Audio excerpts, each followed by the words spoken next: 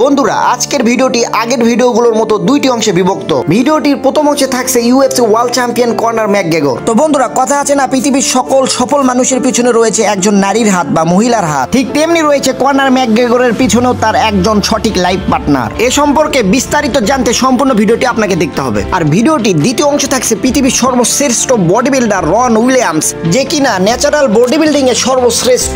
তাহলে আপনি সাবস্ক্রাইব বা ফলো করে পাশে থাকুন। চলুন ভিডিওটি শুরু করা যাক। কনর ম্যাকগ্রেগর আর্থিকভাবে এতটাই খারাপ অবস্থায় ছিল যে সে তার বিল পরিশোধের জন্য ক্লাম্বারের কাজ করত, মানে ফিটিংস এগুলো লাগাতো আর কি। আয়ারল্যান্ডের একটি বস্তি এলাকা থেকে উঠে এসেছিল কনর ম্যাকগ্রেগর এবং কেউ ভাবতেও পারেনি যে সে ভবিষ্যতে এত বড় একটি স্টার হতে যাচ্ছে। সকাল থেকে শুরু করে বিকাল পর্যন্ত সেই ক্লাম্বারের চাকরি করত, মানে সেই কাজগুলো করত, মানে ফিটিংস এগুলোর কাজ করতো মানুষের বাসায় বাসায়।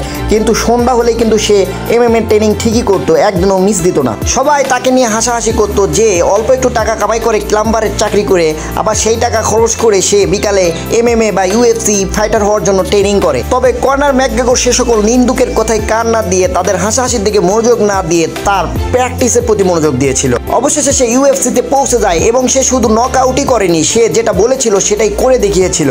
একের পর এক ধাপ অতিক্রম করে সে উপর দিকে উঠতে থাকে। 2015 সালে মাত্র 13 সেকেন্ডের ভেতরে নক আউট করে রেকর্ড করে। আর তারপর থেকেই মানুষ তাকে চিনতে শুরু করে। সে হয়ে ওঠে ইউএফসির সব থেকে বড় সুপারস্টার।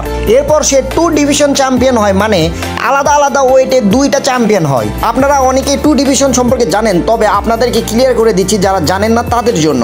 তো এটা হচ্ছে কি, কনর ম্যাকগ্রেগর ধরেন যে 75 কেজি ওয়েটে খেলে, সে 75 কেজি ওয়েটে খেলে চ্যাম্পিয়ন হয়েছে, ওয়ার্ল্ড চ্যাম্পিয়ন হয়েছে। এখন আর একটা ওয়েট লিস্ট আছে, সেটা হচ্ছে কি 60 কেজি কি 65 কেজি। সে নিজের ওয়েট কমিয়ে সেই ডিভিশনে খেলেও 2টা চ্যাম্পিয়ন একসঙ্গে হয়েছে। আর কনর ম্যাকগ্রেগরের ওয়াইফ যে আগে গার্লফ্রেন্ড ছিল, সে কিন্তু সেই কঠিন সময়েও কিন্তু তাকে ছেড়ে যায়নি। এমনকি যখন কনর ম্যাকগ্রেগরের টাকার সংকট ছিল, তখন তার গার্লফ্রেন্ডও তাকে টাকা দিয়ে প্র্যাকটিস করাতে সহযোগিতা করেছে। আর কনর ম্যাকগ্রেগরের জন্যই কিন্তু হাবিব নরমাগোমেদভ পৃথিবীর শ্রেষ্ঠ ইউএফসি চ্যাম্পিয়ন হিসেবে পরিচিতি পেয়েছে। বিশেষ করে মুসলিম বিশ্বে হাবিব নরমাগোমেদভ অনেক বেশি ফেমাস হয়েছে। যদিও বা হাবিবের সঙ্গে কনর হেরে গিয়েছিল, তবে এ সম্পর্কে একটি বিস্তারিত ভিডিও পরবর্তীতে তৈরি করে আপলোড করব। তো প্রথম অবস্থায় যদি কনর ম্যাকগ্রেগর মানুষের কথা শুনে থেমে যেত, তাহলে কিন্তু আজকে এই পর্যায়ে যেতে পারতো না।